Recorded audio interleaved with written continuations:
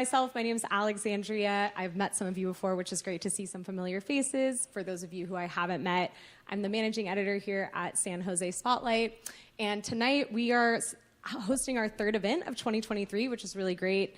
And it's going to be focused on the state of transportation in Silicon Valley. We've gotten a lot of comments and requests from our community about diving deeper into the state of transportation as we're seeing our communities bounce back.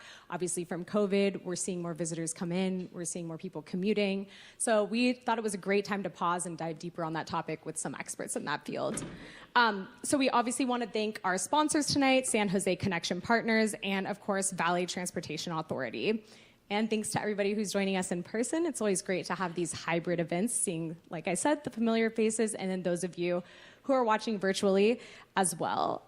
We have a list of pre-written questions that we came up with on our team, but we're also able to take some questions from you all as well. There's some comment cards. We have some of our team here working to get you those comment cards if you want to submit some questions. So you can go ahead and flag some members of our team if you think of something that you might want to get answered by our panelists towards the end. So to just kick off, I'm just going to do a light introduction here, and then we're going to jump in with questions and pick their brains. So whether you take light rail, BART, or Caltrain, whether you drive a car, you bike to work, you walk to work, this is a really critical time, like I mentioned, for transit in Silicon Valley. We're seeing significant transformation, including plans for BART extension through Santa Clara, reimagining Diridon Station with a massive Google Transit village, and up to 20,000 workers, bolstering VTA service in the wake of COVID. We've also been seeing, obviously, all of our transit agencies struggling with declining revenue and ridership, new marketing plans. So there's a wide, broad approach to how to tackle challenges in transportation in this area, and also really exciting innovations that we're looking forward to learning more about tonight. So I want to jump in and introduce our panelists. So we're joined by Greg Richardson, the Assistant General Manager of Valley Transportation Authority, or VTA, as we will refer to it throughout some of these questions. Asha Weinstein-Agrawal, the Education Director of the Mineta Transportation Institute. Ahmad Thomas, the CEO of the Silicon Valley Leadership Group, and of course, Rod Diridon, Sr., a former Santa Clara County Supervisor, the Chair Emeritus of the California High-Speed Rail Authority, and current co-chair of the U.S. High-Speed Rail Coalition. So, also, obviously, the namesake of Diridon Station in the heart of downtown San Jose, in case we did not know that. So, just going to give a light little welcome round of applause for our panelists who made time.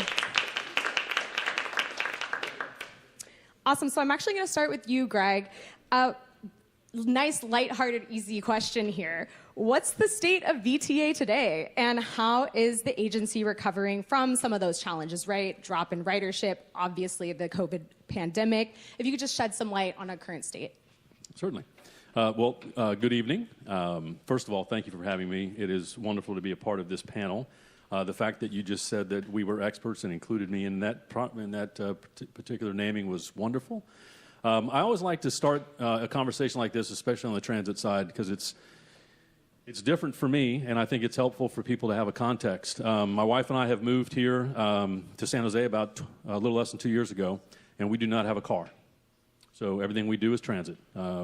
So I get to use my system. I get to see my system on a daily basis.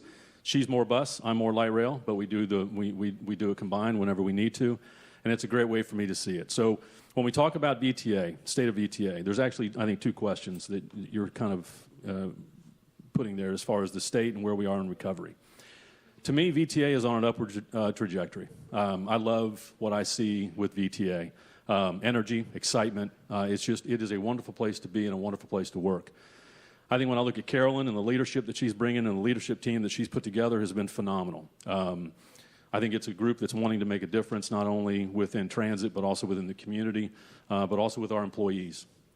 I think the work that we're doing from a climate and culture perspective, which is critical to VTA given some of the events that have occurred, are important to what we do because it helps build trust between us and our employees and our overall union members, and it's critical to what we do. The BART extension is a fantastic project, and it's something that we will continue to be working on and focused on, and it is exciting. Our transit-oriented development, big piece of what we do. I like the way we're renewing our focus on operational efficiency. Again, it's exciting to see that piece of it being brought forward for what we do. And then overall partnership that we have throughout the entire region to meet the transportation needs, not just with transit, but also with our congestion management piece and the business that we do there. So now I'll pivot and we talk about the recovery. So just a brief thing. So before the pandemic hit, VTA had modified its overall service plan. And it was a great move that was made because it really started addressing some of the needs of those who were using our system most. And where we saw the success of it, even though it was showing success before a pandemic, the real success was the fact that we were seeing it being utilized by those key essential employees that needed it. And so now that service was being provided for them to get from point A to point B, and that was critical. And that same service has been in place since then. So we're sitting at about a 93-95% service level in that area. Overall ridership, I would say, is increasing very well for us. Bus is approaching about 85% of pre-pandemic. Light rail is lower than that. It's a little over 60%. From an operator perspective, this is where I'm kind of excited about how things are moving. Over the last year, our hiring has grown pretty substantially. We're at the point now of approaching employment levels that are equal to pre-pandemic, which is not the same for a lot of the transit agencies in the region. And our recruitment will continue because we want to make sure that we have drivers and operators on staff to provide that service that we need and also increase. And from a financial perspective, as most people know, VTA is pretty heavily sales tax based. And so the ridership that decreased didn't really hurt us as much as it would our peers. Fare revenues are still important to us. That'll generate a little over $30 million over the next couple of years for us each year as we budgeted. I am happy to say that when I came on, one of the things I wanted to focus on was a balanced budget. And so for fiscal years 24 and 25, we proposed and passed a balanced budget for VTA for these 2 fiscal years. But that also means we're staying within our means. And part of that is keeping our service levels lower than we probably would want because it's staying at a level that's many, many years old. It's about a 1.1 service hours per capita, and we need to see that go up. And I think we've got reserves in place that when we make those changes, we're going to be able to move that needle a little bit, which is beneficial for us. So that's it. Sorry. No, that was great. That was a nice, robust answer. I appreciate that. I wanted to pause on just a quick follow-up for you, Greg. Obviously, VTA recently adopted the Visionary Network, which is incredibly aspirational, very forward-thinking, really working to envision the future of VTA. You got community input on that. A lot of the input shared that they wanted to see frequent trains and buses, late night, early morning service, new stops, routes, et cetera, right?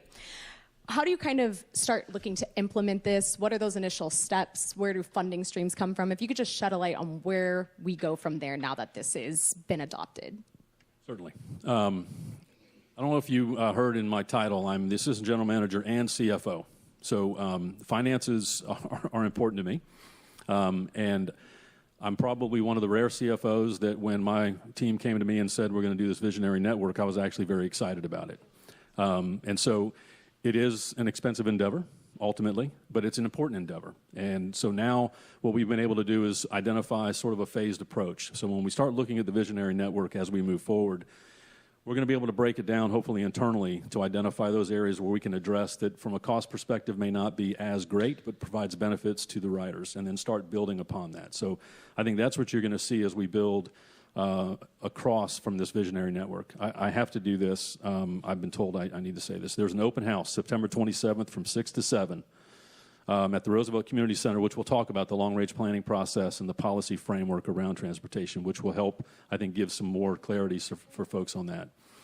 So when we talk about the future for how the visionary network will work, and it goes beyond sort of just the network itself, we start talking about the future of what our service is, how it's delivered. Bus and light rail, for me, will still be that base foundational element. Bus and light rail will be in existence forever and ever, amen. Bus, of course, will change because we'll start going to zero emission, and so that'll be the one major change that you'll see. Light rail still for us is one of the most efficient ways in which to move passengers. Now, granted, we have issues with it. We've got opportunities that we need to take care of from an efficiency perspective and ridership. But when it's at its peak, it is one of the better methods in which for us to move our passengers. We'll look at vehicle improvements, new technologies. I think right now one of the things we're looking at is being able to have battery power to get off catenary, which opens up, to me, many avenues for opportunities as far as maybe new routes that aren't necessarily bound by the catenary. And so the investment might be a little bit less, but the service can be improved. And ultimately, that allows us to grow our service with less investment. The other things that I think you're going to see us kind of focus on as we talk about the future is really how can we improve the downtown component from both a rider's perspective, but also from what I would call the patrons or the citizens of downtown. How do we make that a better experience for everybody who's traveling in that downtown area? And then the other one that I think we'll talk about a little bit today, and I know it might be a touchy subject, I still want to figure out the most effective way for us to utilize our system for the airport. I mean, my past experience is the airport in Atlanta, Georgia, and so I'm struggling with not having that service from light rail to the airport, and I want to figure out how we make that work. So anyway, so that's kind of where I see the future. Thank you. Ahmad, I'm going to jump to you. So for years, you could argue decades at this point, Silicon Valley leaders and residents always discussing how do we get people out of their cars and feel like public transit is a daily option, like Greg was saying, right? Moved here, no car. So if we're looking at this from a cultural perspective, how do we start those discussions? How do we kind of break down those stigmas? And what factors do you think are still contributing to this narrative? Yeah, it's a great question, and thank you so much for having me. First, to be on a panel with Rod is as good as it gets. And then to talk about transportation on top of that, obviously it's an esteemed panel, but particularly with someone like Rod, it means a lot to me, so I'm honored to be here. To answer the question, I would start by saying the basics that we all know, right? What drives the car culture from a logistics standpoint? You look at housing policy, zoning, permitting, parking, all of the different factors also combined with provision of service and how our public transit operators are meeting the needs of the market and the needs of families in the region. I think all of that fits into decisions people make to drive versus getting cars off the road. But as I pondered this question, because we did get the questions in advance, I thought about maybe flipping it on its head a little bit and asking what the car culture of the future, particularly in Silicon Valley, might look like, and thinking about how us, the Silicon Valley Leadership Group, the large tech employers in the region, how we play a role in all of that. And I think probably what excites me the most in this space would be the technology we see around autonomous vehicles. I think we can have a future that is perhaps even more equitable, more climate friendly, and more efficient from a time perspective and travel perspective by being able to get that right. Now, of course, we've come out in support of moving forward with this technology at a pace that we believe is very responsible. We've seen, I think, development and evolution just over the past few weeks, which I think is directionally positive. But what excites me most is not so much the idea of where do cars fit into our day-to-day life, because I'm one of those people who firmly believes that you need cars that are good for the environment and fewer of them on the road, but you do need them, and you need great transportation and transit systems that support communities. And I think those technological advances are where we are going to see real efficiencies and real value across communities. I would also say, just thinking economically, one of our big efforts around testing and deploying autonomous vehicles is not just connected to cars, but it's connected to goods movement, right, and large trucks. When you look at that and you look at the economic impact and the multiplier effect across the U.S., you're talking about billions of dollars in potential economic value. You also have the potential to make roads much more safe than they currently are when you can get individuals who may not be getting enough rest, or you have a set of rules that are, I'm not sure if they fully kept pace with the realities of the workforce in terms of trucking, with autonomous trucking and the ability to move freight at that pace and scale, you have technology that's just game-changing. So I'm very excited about the plethora of technologies that we see that I think are going to evolve how we view the car culture. And what excites me the most is the majority of those advances are happening right here in Silicon Valley. So we're trying to enable them as best as we can. I have a little bit of a follow. That was not a question I sent you beforehand, but would just on the same note, would just love to hear about outreach to communities that do rely heavily on cars or may not readily think that transportation in the public space is accessible to them. What did those conversations look like? How do you invite these communities in? So I think part of it is intentionality and part of it is economics, right? So some of the proposals we've seen in Sacramento, some of the discussions we've had with legislators, clearly when we look at the great managers that we have in our region, there is the fiscal cliff, and there are real economic concerns and considerations. And where I think that equity lens can be very important, again, looking at the economics, is ensuring that there is not an effect where you are in any way disadvantaging those from lower socioeconomic places when you increase prices and fares. So looking at vouchers, looking at other opportunities where you might be able to level the playing field so you don't have regressive steps, I think is important. Now, that's complicated, and there's a lot that goes into that, which leads me to my next point, and I really appreciate the question. I think being intentional, the intentionality that I hope people see from SVLG, from the business community when we talk about these issues, I hope it speaks to an understanding that transit that is not equitable, is not efficient, and does not have the best economic output for the region. The questions are not easy, but I think it starts with having impacted individuals with lived experience at the table and being part of the discussions. It starts with being very intentional about how you make that outreach.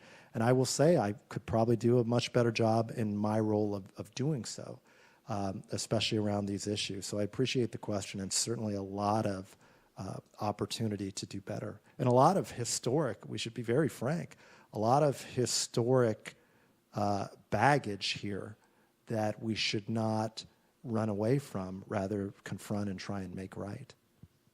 Appreciate your answer. Thank you so much.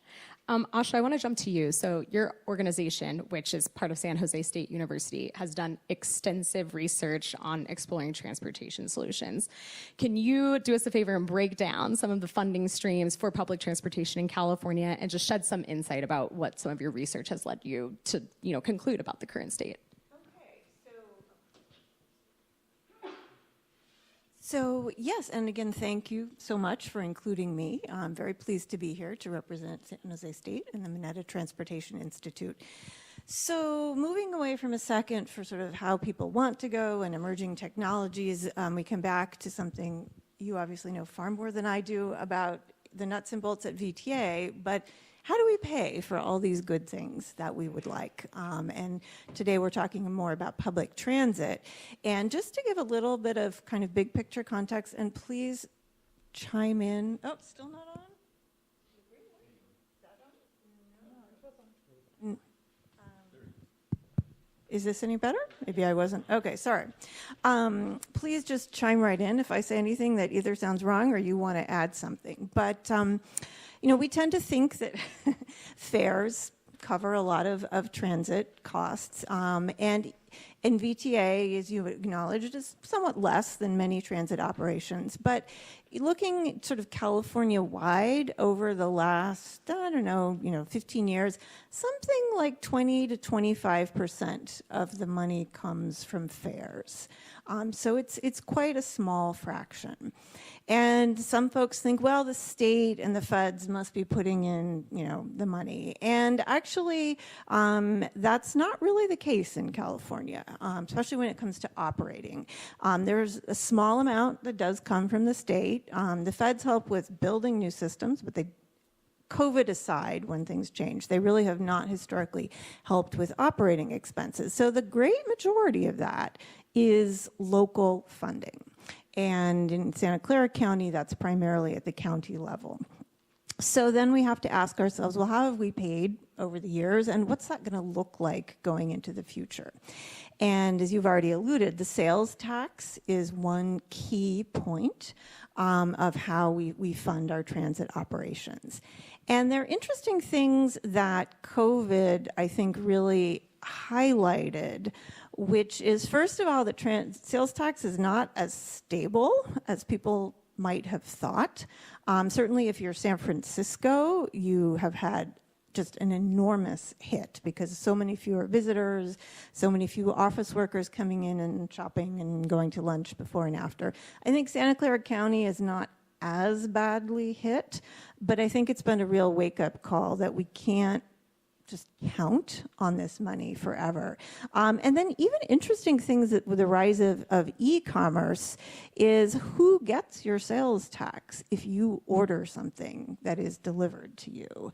It used to be if you like trucked down to your local Target or Safeway or whatever, you know, the sales tax was local, but now when you order things, it may be going to the city where the company is headquartered or where the warehouse is located that things get shipped out. And if we continue to see less and less local purchasing and more, you know, online, I think we potentially lose a lot more of the sales tax revenue.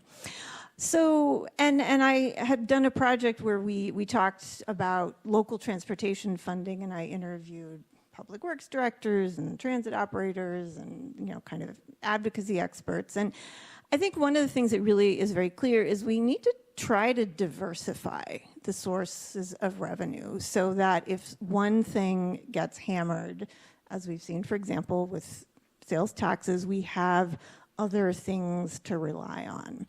And there are a lot of creative things.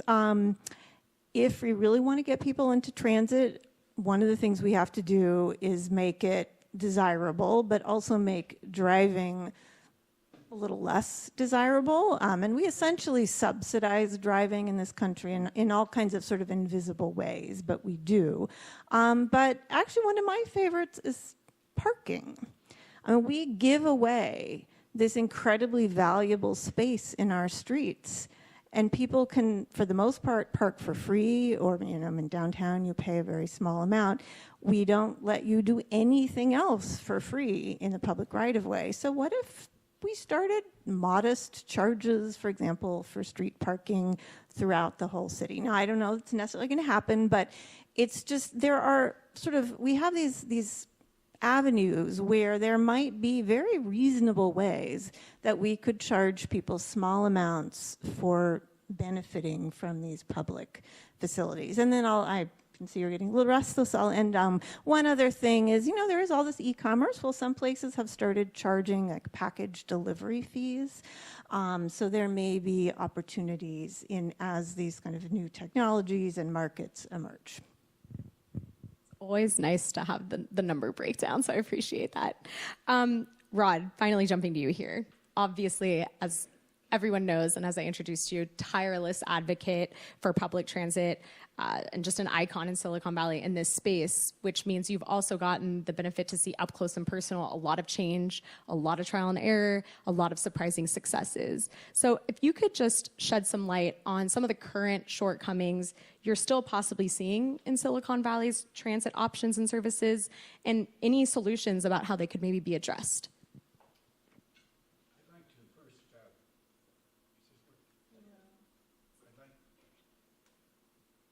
I'd like to first thank the panel for what is the equivalent of a 3-unit course in a college on transportation. They've really covered it very well. Our transportation system's modern evolution began in the early 1970s with a master plan that was developed by the best planners in the world. They were given a blank check, do the work, and come back with the best plan for a dispersed urban area that had focal points of trip requirement. And that describes our county, rapidly growing Silicon Valley.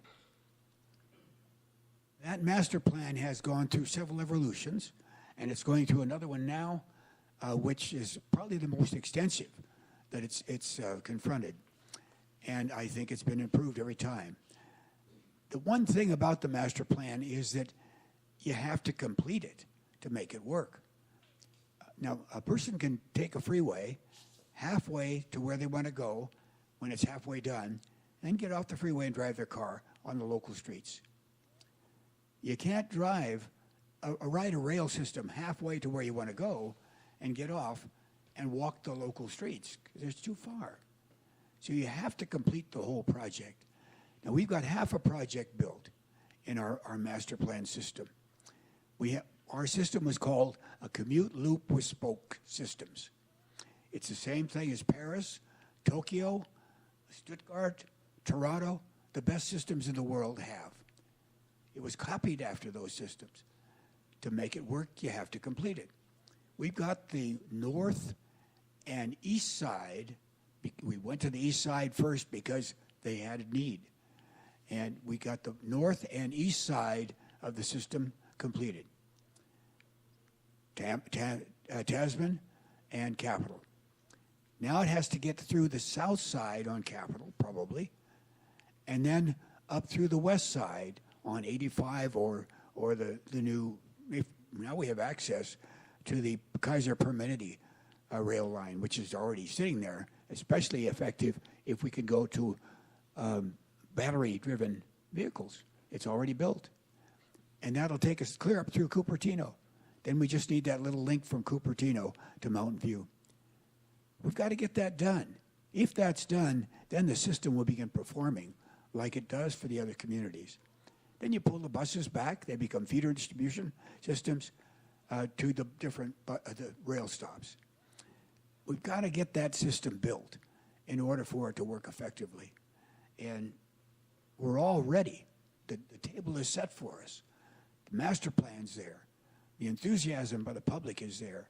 The president has passed a bill recently, the Infrastructure Act, that has a ton of funding, over $600 billion for construction projects of various kind, of which over $100 billion is for transportation.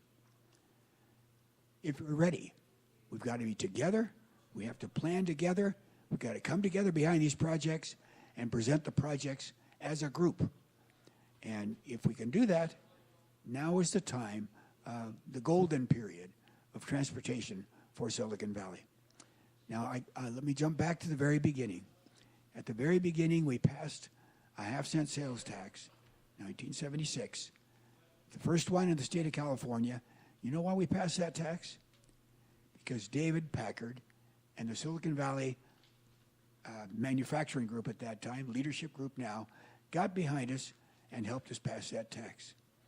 They've been behind us every tax since then, and they can do it again.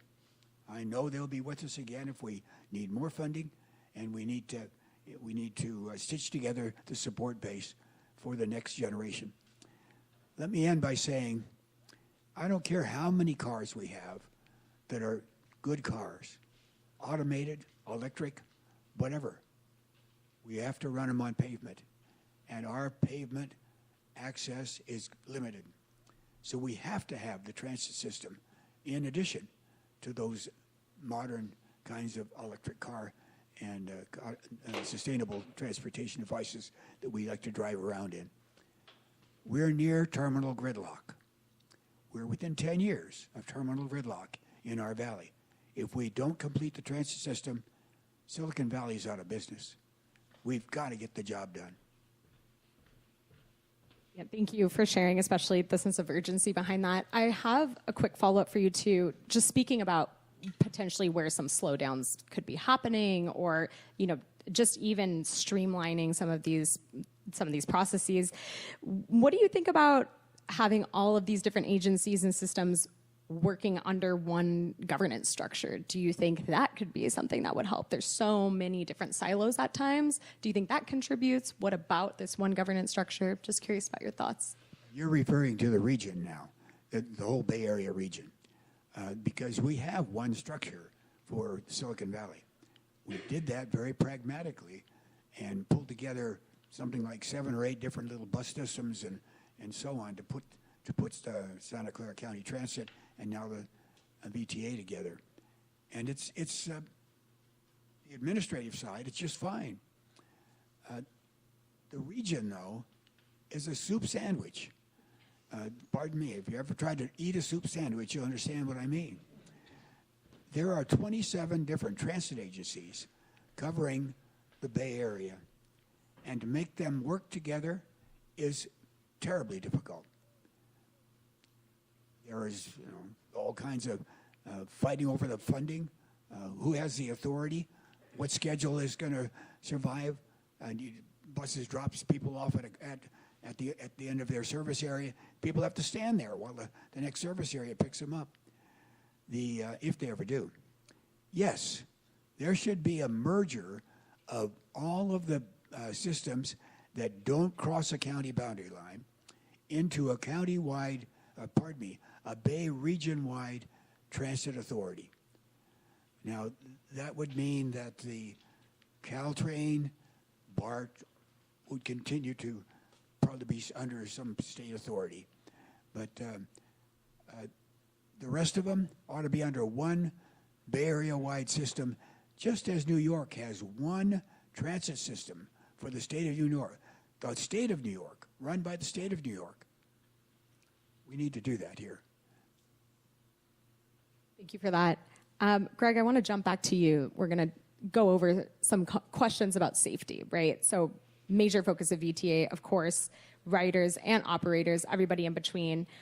So to touch on, recently one of VTA's new 10 battery electric buses caught fire, while much of its aging fleet is falling into disrepair, difficulty obtaining new parts, just a lot of slowdown in some areas. So can you discuss how the agency is prioritizing rider safety, investments in this fleet, facilities, capital projects, just to give us a nice, robust update on that?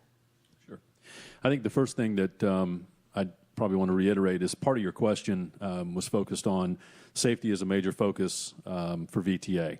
And that has to be top of mind, and it has to be something that is basically non-negotiable. I mean, that is how we build trust with our operators, and that's how we build trust with our passengers. So safety cannot be a question. Your question was more focused on kind of the facilities, equipment sort of thing, and the one issue we did have. So from an equipment perspective, just really quick, we did have a recent bus fire. We're working with the manufacturer as far as the cause for what that fire is. It was not a result of aging fleet. It's about a 2-year-old bus. There were just some issues with that manufacturer that we're working with as far as where that cause of the fire occurred. And so that's kind of a one-off. When we talk about our fleet, like most agencies, I would expect, they're going to have older fleet that's going to be in their inventory. The good thing that I see is we've got a dedicated maintenance staff that's ensuring that all of those particular vehicles are ready for service, and they'll never go out unless they're fit for duty. And so that again, from a safety perspective, will always be a focus that we have.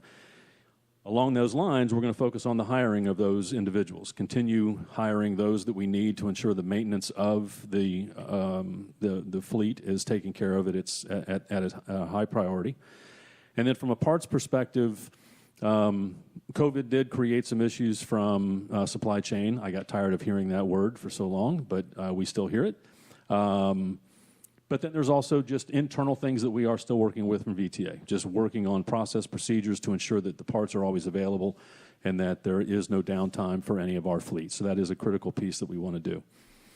New fleet, I will say that as part of that older fleet that's out there, part of a transition that's happening, there is currently an order for 92. It's hybrid buses to replace some of those older fleet. Even the hybrid buses will provide a much better environmental experience for us as a society because it's going to be replacing a lot of those very old diesel type buses. So operationally, environmental is going to be a big plus for us when we bring those 92 on.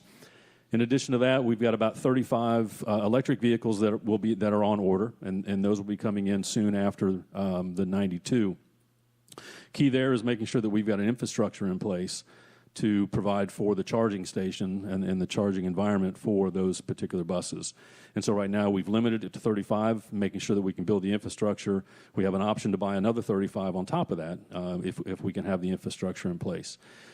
So that's a critical piece, and actually part of that is being helped from a state and federal perspective for this microgrid that's being built at our Serona yard. And that's also supported by the National Renewable Energy Lab. So all of that, now I take a step back from a budget perspective. One of the things we focused on when we did our budget this year from an operating and a capital perspective was ensuring that we were taking care of our facilities, not only from a safety perspective, which is very critical, but just simply from our employees' perspective, providing an environment that they want to be in, that they want to come to. That is critical, because then that also moves to them being in their buses or their light rail and wanting to come to work and wanting to run their service. And so we've got to make sure we've got an environment that is there for them, that is something they want to come to. And that's part of what we've budgeted for when we went through this fiscal year. So things about the facilities, things about our platforms, things about bus stops, things about the actual fleet, all of these things were factored into when we built our budget, both from an operations perspective as well as the capital. And that will continue to be a focus for us as we move forward and set the right priority. The other thing about safety, I can't move away from safety without at least addressing one piece. And I think safety overall from our systems perspective is absolutely critical to our ridership. We hear it all the time, and you will always hear it. I mean, no matter what system you're in, the safety of the passengers and the safety of our operators is critical. And now talking about the safety of the passengers, that is one of those things that we have to make sure is being addressed on a day-to-day basis. And so our safety and security folks, that is going to be an item, and it has always been an item, but will continue to be of heightened focus as we move forward. And I think one of the items that came through most recently, Assembly Bill 1735, which will allow us to do more things aggressively with events that occur on our system. And that process is in place. It starts taking effect January of this coming year, and we're in the process now of implementing those measures. So that safety element is critical for us, both from our facilities, our fleet, but also from the system itself with our passengers and our operators. That is just of the utmost importance. Thank you for touching on that. Asha, I want to stay on safety and jump to you here to go a little bit deeper based on some of the research you found, the conversations you're having with your organization, and obviously being at San Jose State University, students as well that heavily rely on public transportation. So if you could share a little bit about what you all found as far as rider safety, dealing with harassment and other forms of just discomfort that may lead people not wanting to take public transportation as much, and also adding some solutions on top of what Greg has already mentioned that you would think that could prevent or also alleviate concerns of riders that could happen to them. Yes, and this is a really tough and important problem, and I think that there are the very visible attacks. I think in LA Metro, a woman was sort of beaten on the platform, the metro. Certainly there were the horrific murders at VTA by a serviceman. So those are the things that we often sort of worry the most about because they're the most dramatic, they get the most reporting. But there is this other underlying problem of both passengers and operators being just harassed in smaller or larger ways that for the most part goes unreported, but really takes a toll on ridership. And so as one example of this, I did a survey of San Jose State students a few years ago, and we surveyed, 800 or 900 students, and of those people who did use transit, we asked them some very detailed questions about what kinds of harassing behaviors they might have experienced and if that impacted their use of transit. And by the way, this was done as part of a global study, and so I don't think that our findings are at all unique. I think they're just basically a reflection of the broader state. But 63% of students who rode transit said they had been harassed while using transit. 63%. And second thing I want to say is we often think of this as a woman's problem, and indeed twice as many women reported this as men, but there were a lot of men who were reporting being harassed as well. This is really a people problem, and we need to think about it that way. The most common kind of harassment was verbal. But 22% said they had been stalked while using transit. 18% had been victims of indecent exposure, and 11% had experienced groping or some kind of inappropriate touching. I mean, this is really kind of shockingly high, I think, to most people. And so where I think we can go that's productive is, first of all, we really need to get a better handle and understanding of the problem. Because VTA, some of this is far beyond VTA's ability to control, but for the things that VTA can do and other transit operators, you really need to know what the problem is and who is being harassed and where it is happening. And so actually at MTI, I've been very privileged to be working on a sort of follow-up study that was mandated by the state of California to develop a passenger survey that agencies such as VTA could use to really start to get a better understanding. So I think, just to try and wrap up, what can we do? One critical thing is really to get data on what's happening, both so we know what problems to address and also to make more visible the extent of this problem. By the way, 45% of the female bus riders in our survey said they used transit less because of their fear of harassment. And fewer men, but some of them as well. So this also has a very direct impact on ridership. There are some agencies that have really been trying to do a lot to change the culture, to make people less willing to sort of put up with this and to encourage bystanders to get more actively intervened. So I think that there are a lot of things, and then these aren't all super expensive. This is not necessarily, buying whole new buses or anything like that. And so hopefully our agencies can start to put more thought into really changing the culture and again, this is both for the operators and the passengers. Yeah, Greg, did you want to jump in? I just want to add that is absolutely spot on.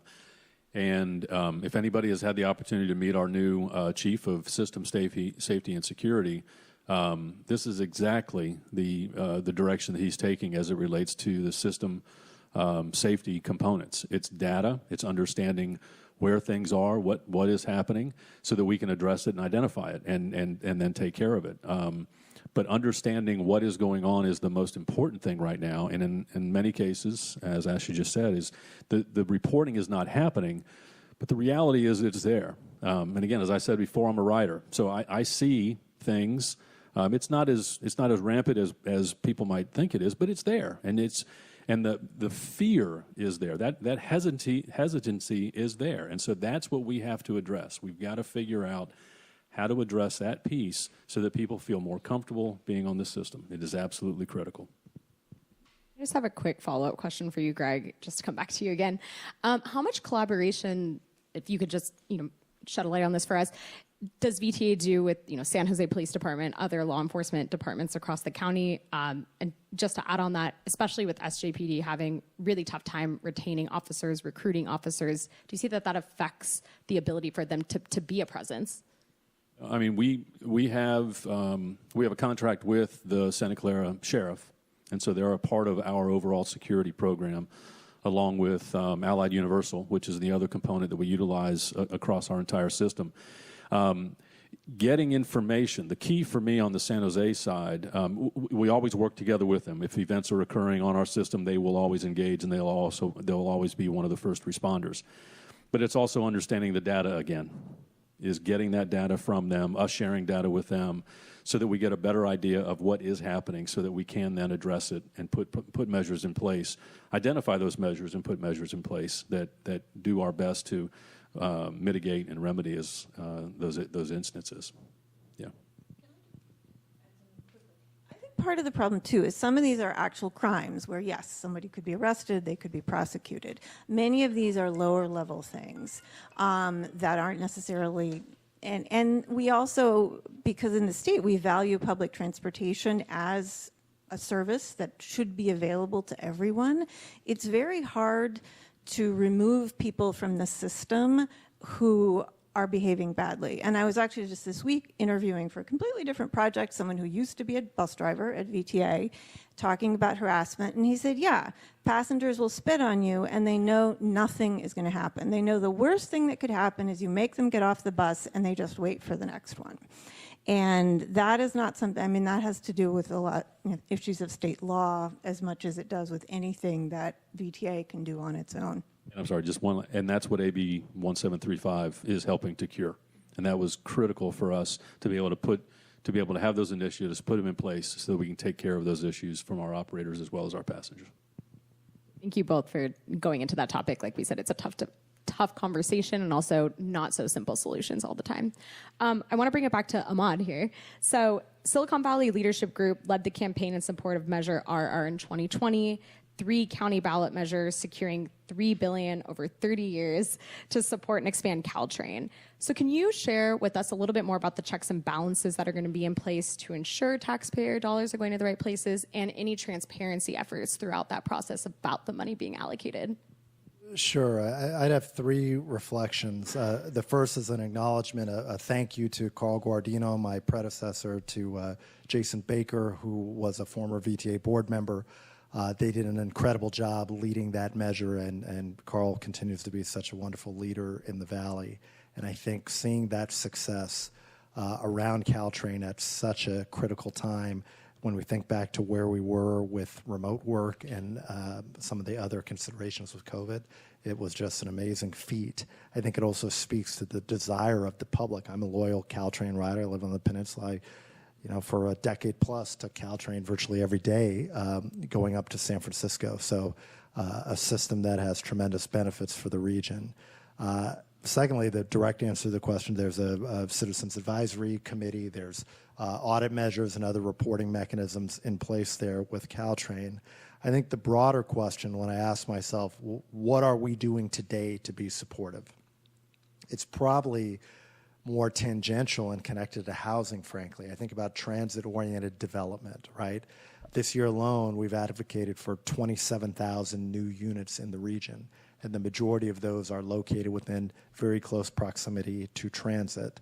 When I think about how we increase fare box revenue, how we allow these great systems to be in a position where they can not just survive, but begin to thrive again, it's much deeper than just those direct policies. It's development, permitting, parking, some of the policies we've been talking about today.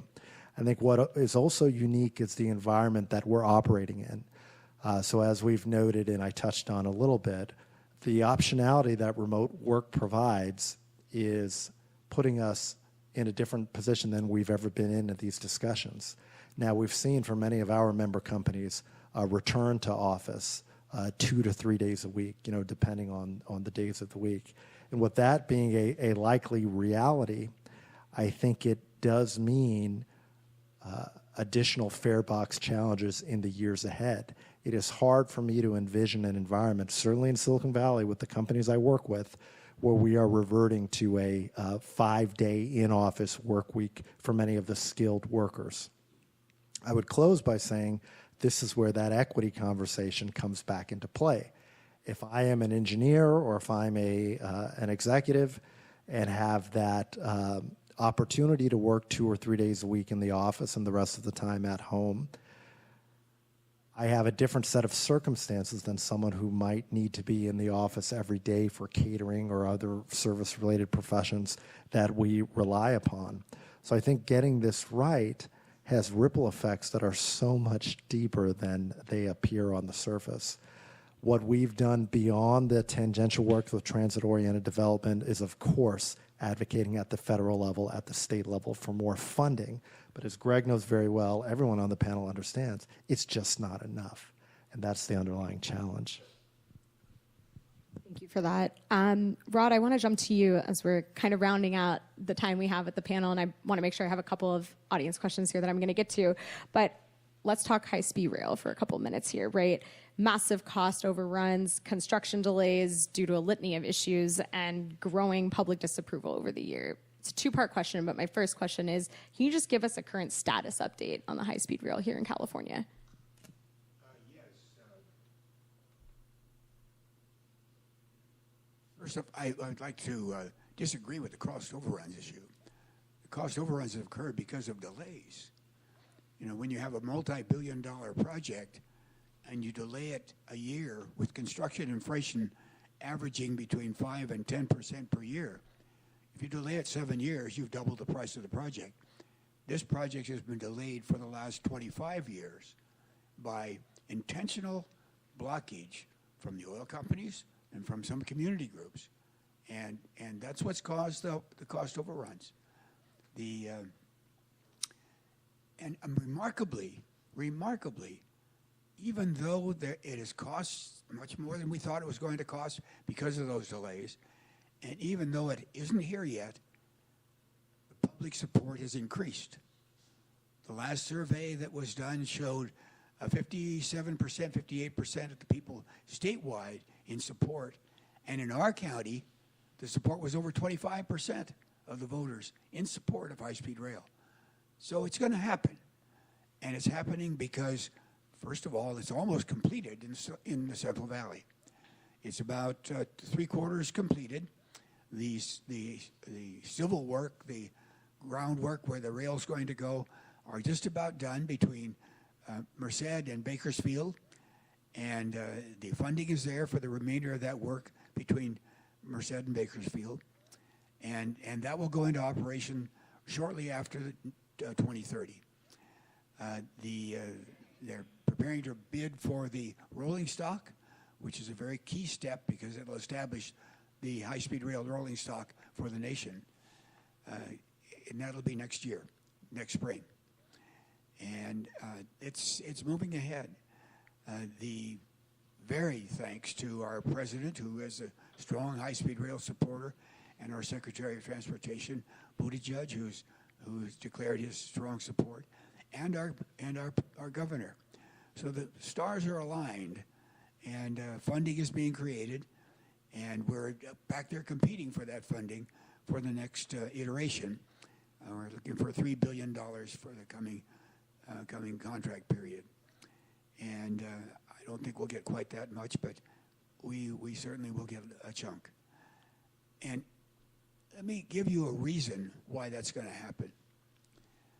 Right now, almost 200,000 trips a day, many more than that people, are coming from the North Central Valley through Highway 152, 580, 680, into Silicon Valley jobs every day, every morning, and those same are returning every night. They leave home before the babies wake up. They get home after the kids go to bed. They're cranky and go to bed and get up early to get the car to drive back the next day. We hire the best and the brightest in the world to come to work for our high-tech companies, and then they have to live in Central Valley because they can't afford the housing here, and they're facing that commute. When the high-speed rail project from the Central Valley to the Diridon Station is done in early 2030, it'll be under construction at the same time the Central Valley is under construction. That trip from the Central Valley will be less than 1 hour. 51-minute timetable time right now from Fresno. I think it'll be a little bit more than that. To the Diridon Station. You don't fight traffic. You don't pump $5 a gallon pollution through your car into the air. You don't have to worry about being run over by somebody. You sit back in the high-speed train, have breakfast, and get off the train, take a short feeder, and you're at work. You can leave after the kids wake up. You can arrive home and still go to the PTA meeting, and it's a completely different lifestyle. And not only are you going to have those hundreds of thousands of people coming in by high-speed rail, but you're going to have additional hundreds of thousands of people coming in by BART. So VTA needs to be ready to be able to distribute all of that new transportation. And that's the transportation system of the future. And we've got it within our hand. We've got to grab it now. I feel very hopeful after that answer. Very pumped up to get out there. Well, I do want to spend the last couple minutes here. I had a couple really good audience questions. One's fun. It's interactive if you are in person with us. Just a quick show of hands, how many people use public transit to come to this panel tonight? It's pretty good. Nice. The people joining us virtually are probably the most eco-conscious, but still, this is great. And the second question is going to be for Greg here. What are some of the pros and cons of having an elected VTA board versus appointed? If you could just shed some light on that process a little bit as well. Easy question to end with. Say that one again. Rod, With too. the pros and cons of having elected officials. I'm or elected board. Yeah, elected board. What my perspective on this is, given where we are within Santa Clara County, and everybody has their needs and demands. To me, it is a nice might not be the right word, but it's an effective way for me to understand the needs within our community and how VTA can then address them. Now, will there be agendas or needs that are maybe outside of what I would consider to be the norm? Maybe so, but still, you have an opportunity to have those conversations with those elected officials within your on your board to make sure that we're identifying and doing the best things. I think it also helps us in having conversations with them on some of the policies that are necessary, land use development, things of that nature, signal system, and all of those things that are necessary within what we can provide to the community, but we need help from some of the cities. Having that dialogue, having that conversation, I think, to me is helpful. And so I think that's the plus. I am not going to say anything on the con side. Rod, would you like to take us home? Final minute. Any comment on that? I don't blame you for not getting into that, but I can. I'm not running for anything, and I'm not hired by VTA, but I do love it. Before VTA was created in 1995, it was under the County Transit Agency. And for that first 12 years, the County Transit Agency, 5 members of the Board of Supervisors, ran the county transit system. And they delegated that to one supervisor who was in charge of transit. Guess who that was? And we got things done. Didn't have a lot of arguments. And as long as I had 3 votes, we went like gangbusters. And we did a whole lot that first 20 years. It's a lot more difficult to do it when you're talking about 12 people representing 15 cities and the county. It just is much more difficult. They're not talking about, especially the cities, are not talking about regional needs and regional systems needs. They're talking about their district, where they might have 70,000 voters that might have elected them, or even less than that in the small cities. We've got to get that away from small area land use planning and get it into regional land use planning concepts. And to do that, I think you're going to have an directly elected board. It might be like the Water District Board that gets things done pretty well, and or the Board of Supervisors. And that's the way a lot of the other areas are doing it.